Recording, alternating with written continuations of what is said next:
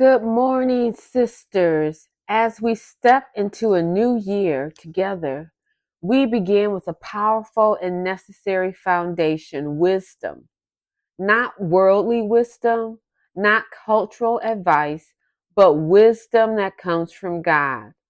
James 1:5 tells us, if any of you lacks wisdom, let him ask God, who gives generously to all without reproach, and it will be given to him. That verse alone should change how we approach our marriages. Notice what James does not say.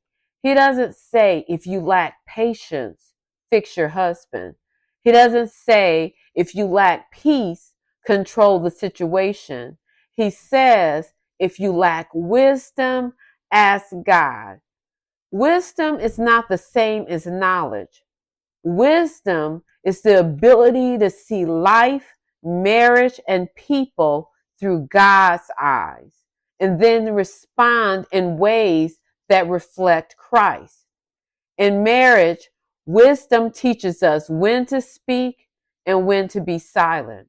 It teaches us how to pray instead of react, how to intercede instead of internalizing offense, how to trust God's process even when we don't like the timing.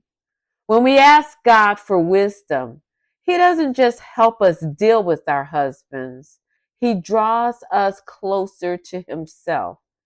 Because wisdom shapes our character, it deepens our dependence on Christ, and it teaches us to listen for God's voice instead of leaning on our emotions. And here's something we don't always talk about. God's wisdom in our marriages become a witness to others. When the world sees wives who pray instead of panic, who respond with grace instead of bitterness, who trust God even when circumstances are hard, that kind of wisdom points people to Jesus. So our marriages become living testimonies, not because they are perfect, but because they are submitted. So as we begin this year, our prayer is not, Lord, change everything around me. Our prayer is, Lord, give me your wisdom so I can love well, pray faithfully, walk humbly, and reflect Christ in my marriage and my life. And God promises when we ask, He will give it generously. Amen and amen. Thank you for listening, sisters.